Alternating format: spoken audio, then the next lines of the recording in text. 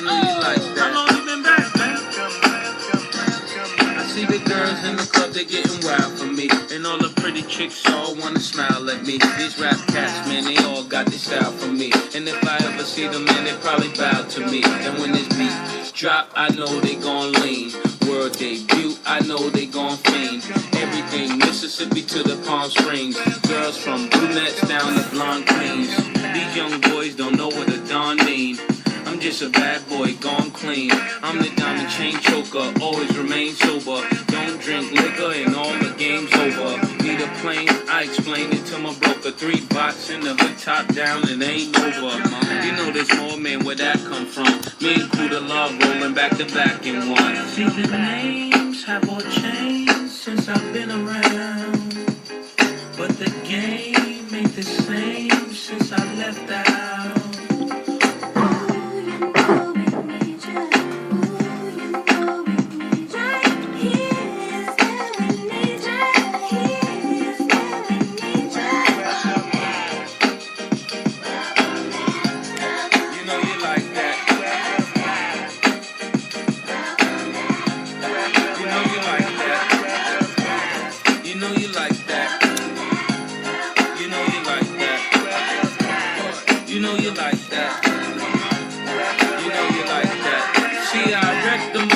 Still I'm the most fly. I win so much they wanna know who I'm coached by. Every day approached by chicks when I was most top. Wanna give me soul side, but I'm like, don't try. I see the hisses and the disses when I go by, but see the misses on my wrists when I float by. Self-control and I can't tell you no lie. Tryna find a soulmate, you end up being soul tied. I make my money, man, without the coca. Living la vida without the loca. I'm down south, so they show me country love. Always feels good to be back, man. Always feels good to be back on the air, back live at Spreaker.com, doing what I do best, or one of the things I do best, and that's sports talk radio. VJs on Sportsmanlike Conduct live on Spreaker.com. Always catch us later.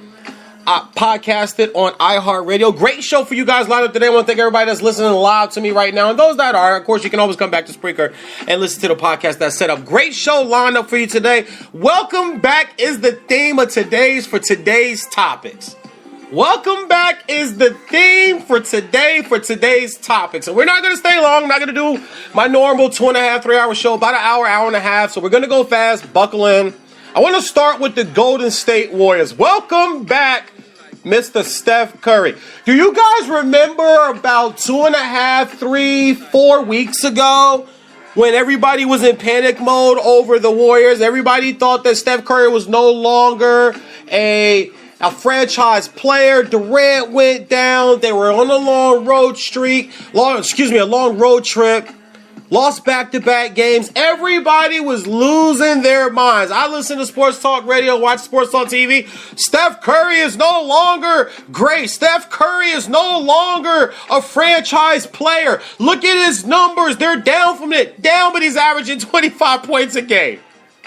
7 and 6 on the other end. 25 points is a down season. Everybody was in a rush to throw the Spurs up in front of them. The Spurs are going to catch them now. They're only 3.5 in front of the Spurs. 4 games. The Spurs will definitely catch them now. It's 4 weeks later, and it's still a 3.5 point game, including a 35-point turnaround last night in a natural behind whooping and really kind of submitting to the rest of the league. With the way Cleveland is ranked at 26 in defense and they can't stop anybody, they are 19 and 18 since the All-Star break. Since the start of the year. They're 19 and 18 since the start of the year. When you really look at the league, welcome back Golden State Warriors. Welcome back Steph Curry. And I'm not on the Golden State bandwagon. I'm not chanting for Golden State. I like Steph Curry, though. I like my man Klay Thompson. I like Draymond Green. I like those players. Don't like the team. I'm not rooting for the team. But welcome back Steph Curry.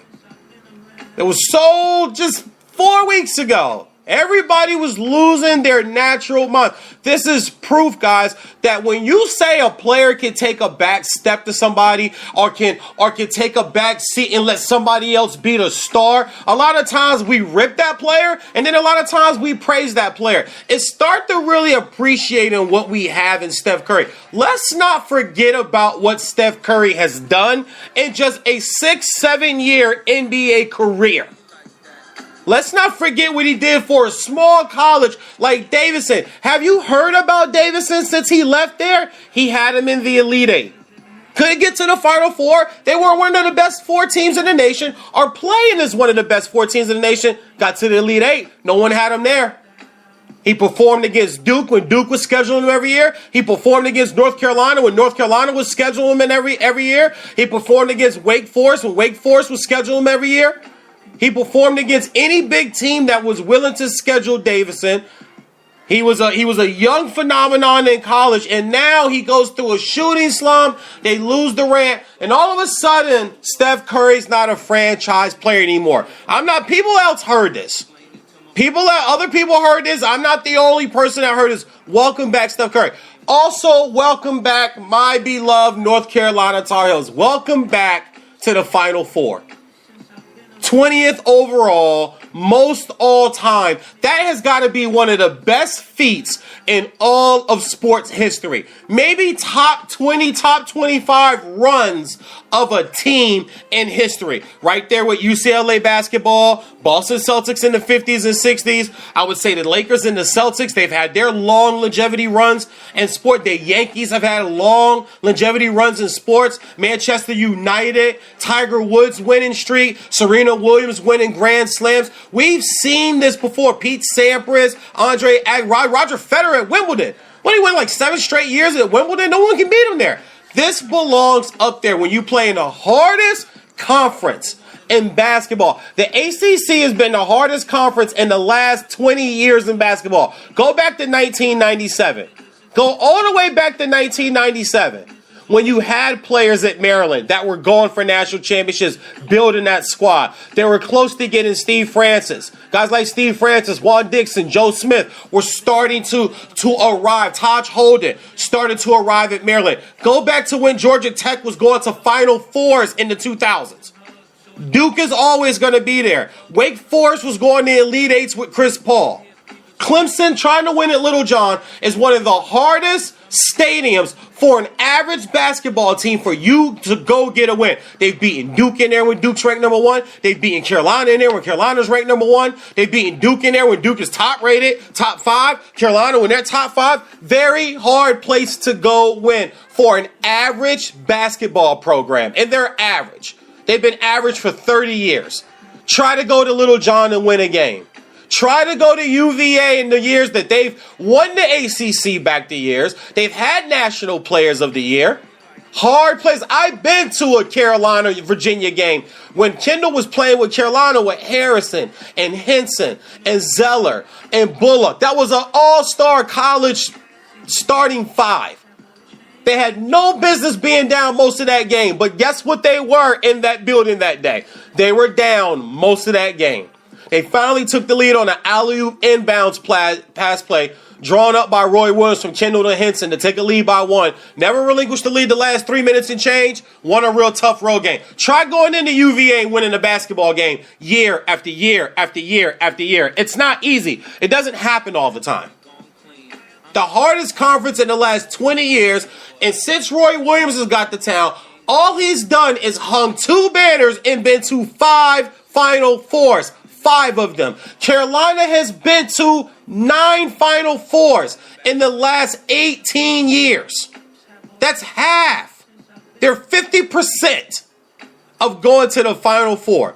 And after last year's last-second shot by Chris Jenkins, hey, great shot. Great shot. Page hit a shot the possession before that. Like Shaq said famously one time, one lucky shot deserves another. I can eat that. I can be the fan that can eat that. Roy Williams is on the cuspice of being titled as a legendary coach. He just needs 2 more wins in a row. Take care of Oregon, Take care of the winner, South Carolina Gonzaga. His 3rd banner hanging there. Carolina's 7th banner overall, which moves them past and further away from Duke, who's their main competition, who's their biggest eye, their opposite eyes on Duke all year long. Even myself as a Tar Heel fan, I watch what Duke does all year long. When I looked at the McDonald's All-American list last night, you know the first thing I did when I looked at the list of players? Who's going to Carolina? Who's going to Duke? That's it. I didn't really care about any of the other guys. I'll see them when they get to college. I see Kentucky has another 3 of them. Kentucky's got 3 McDonald All-Americans coming in next year. That's why, Fox is gone, Monk is gone, and the freshman center's gone. They gotta go. You can't stay. I got promises made, just like I made to you. Time to go get your money, and hey, good luck. That's basically what Calipari's system is. But welcome back, North Carolina, to the Final Four for the 20th time after what they went through last year and possibly this all off season and during this entire year. At some point, it's crept in their mind about why they're on this redemption mission this season. Coach Roy said he has not even watched the game, and I believe him.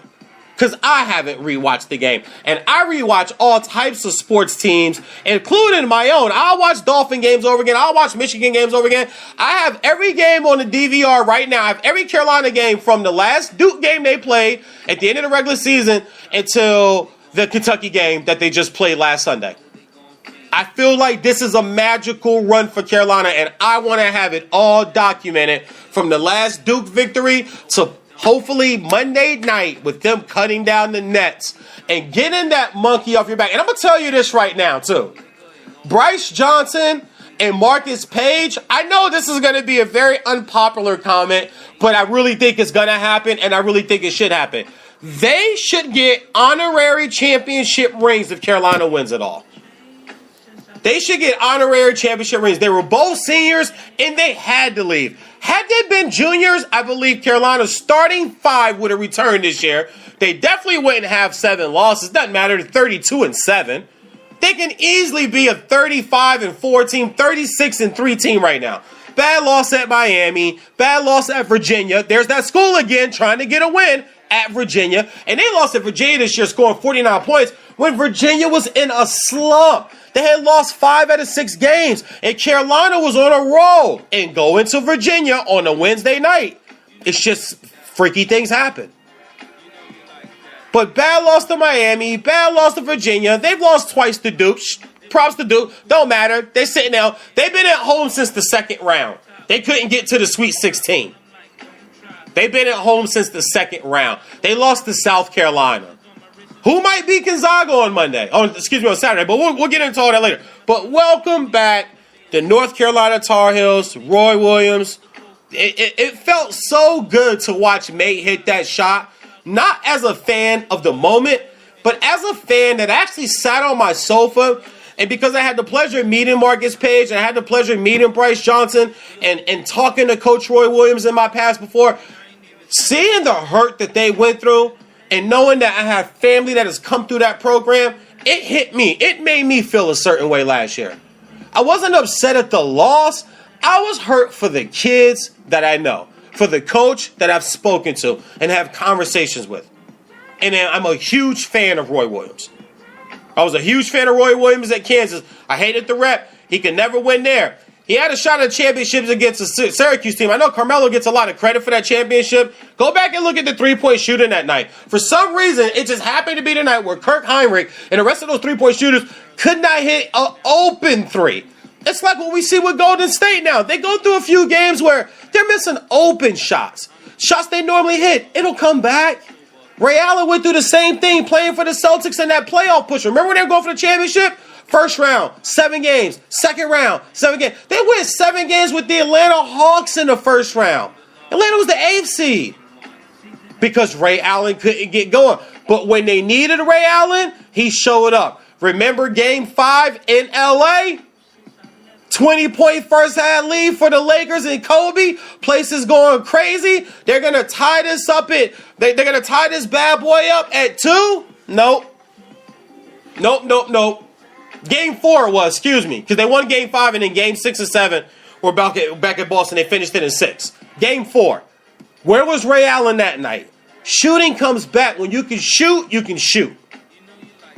But some nights it just goes. Some periods it just goes. And that night it just went. And Roy Williams missed the golden opportunity. And Syracuse didn't play that great. Go back and look at the game, guys.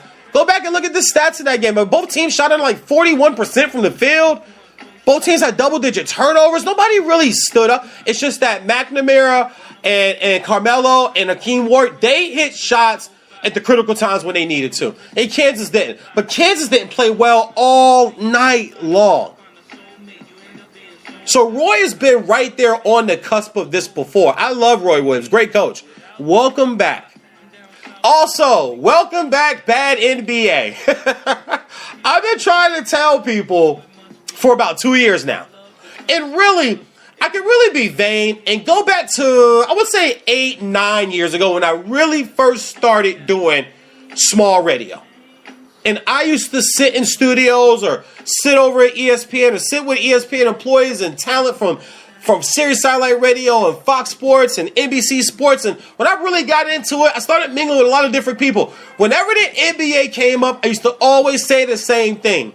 The influx of the young one and done and high schooler talent coming into the NBA is going to ruin this league. It is going to cripple this league in ways we have never seen in our generation. Can't speak on the 40s, 50s, and 60s. I wasn't alive then. 70s it got going. 80s came up with Magic and Bird. Isaiah was introduced. Jordan was introduced, and off the NBA went. Ratings down 23% currently right now. 23%. That is hundreds and hundreds of millions of dollars in TV revenue, merchandising, marketing. When people say, oh, the money is up, yeah, for players because of the TV deal. But I've been saying for a year now, there's going to be a lockout in the next 24 months. There has to be. They're not going to continue to pay these guys to sit down. I mean, for goodness gracious sake, they had to invent a fine for flopping. That shows you where the league is going. And I've been on this train for so long, and no, not many want to hear it, especially NBA enthusiasts. They don't want to hear it. And the leaders, look at the leaders around the league. The image of the league, the image of the tough or the soft of anything is going to be a domino effect. Look at the NFL. I'll bang on the NFL for a second because I love the NFL so much, so it doesn't sound like I'm being biased. The leader quarterbacks of the league don't like to be touched. So guess what now? Now, no quarterback likes to be touched. So now the NFL has this umbrella over that quarterbacks are soft. Well, that's not true. Quarterbacks are not soft. They just know that they can't be touched, so they're all going to act and react to it. Some people say it started with Tom Brady. Some people say it started with Peyton Manning. I don't know who it started with. I'll tell you why they do it, though, because nobody's going to go watch Cody Kessler. Nobody in Miami. I love Matt Moore. I really like Matt Moore. He played very well towards the end of the season, and he played okay in the playoff game. But because he's a backup, he makes backup mistakes, and you can't have backup mistakes in playoff games on the road when you're down, especially when you're driving to try to get some points out of the half, right before the half. You can't have that mistake. Nobody goes to see Matt Moore. I'm not going to Miami Dolphin games to see Matt Moore. I'm going to see Tannehill. I'm going to see Jarvis Landry. I'm going to see Cameron Wake. I'm going to see Ndamukong Suh. I'm going to see Rashad Jones. I'm going to see Jay Ajayi. I'm going to see Laramie Tunsil. I'm going to see those guys. I'm not going to see Matt Moore. How do you do that? You make sure that they play. How do you do that? Throw flags when they get hit. Can't hit below the knee. Can't hit above the shoulder. You can't control your hit radius. This is where it's going to be. It's a business decision.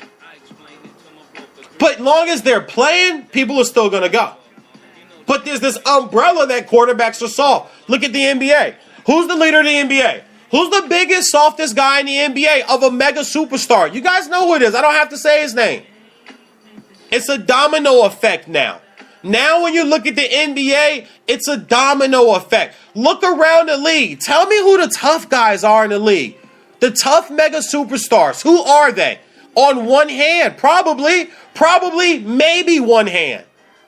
Just 10 to 15 years ago, I can go to 20 people. Kobe, super tough. Garnett, super tough. Duncan, super tough. Shaq, super tough. AI, Francis, Baron Davis.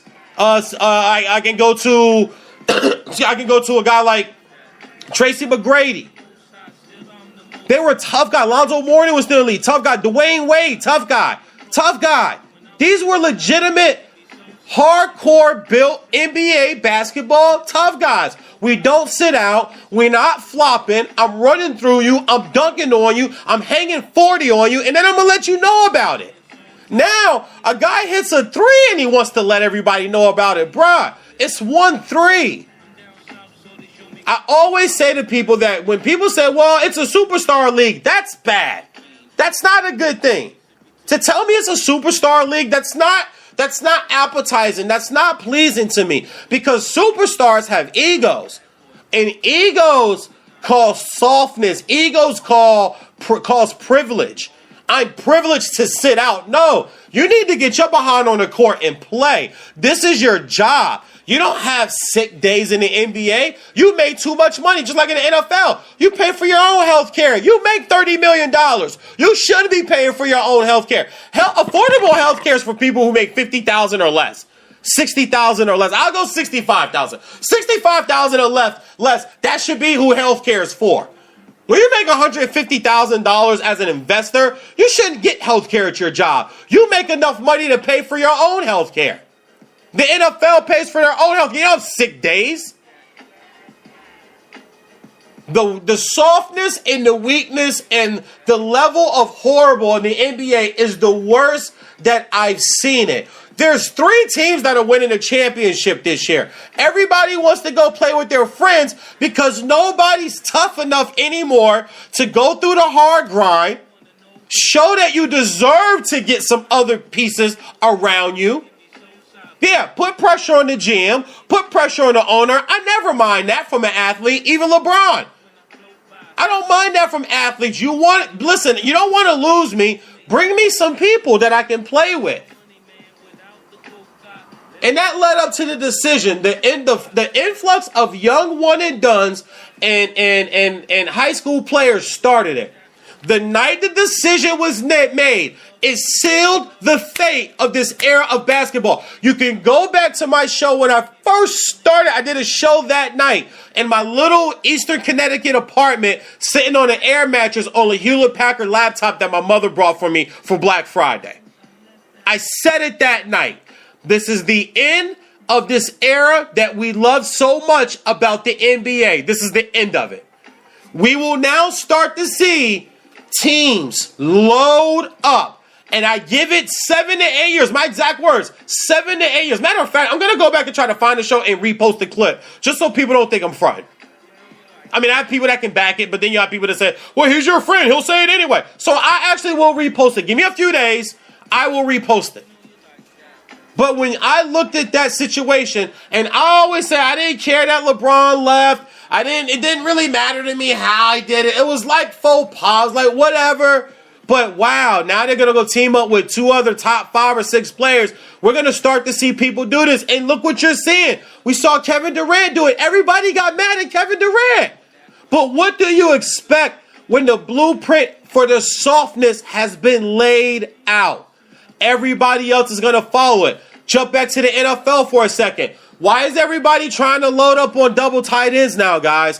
Why are people trying to find the 6'6", the 6'5", the 250-pound tight end that moves like a receiver and split them out? Why? Because somebody started doing it and it started to work. So therefore, now everybody wants multiple tight ends. I saw 2 tight ends signed yesterday, one to the Saints, one to the Broncos. I've never heard of neither one of these guys. But I read the articles. They both have been on each roster from the team they came from. They were both free agents. They just haven't gotten their opportunity. But the Broncos and the Saints, they both have tight ends already. They're looking for more. It's the blueprint that was laid out. You think Chris Paul is staying in L.A.? Chris Paul is gone. Chris Paul will be wearing a Cleveland Cavalier jersey next season. Stamp it. Remember where you heard it first. He will not stay in LA. They should have broke that thing up 2 years ago, and I said that 2 years ago. They waited way too late. They're going to finish the 5th or 6th seed in the West. Can't stay healthy. Blake's topped out. DeAndre's topped out. Jay Crossover is what Jay Crossover is. Austin Rivers is topped out. JJ Redick is topped out. None of those players are going to get any better. They're not going to be better than Houston. They're not going to be better than San Antonio. They're not going to be better than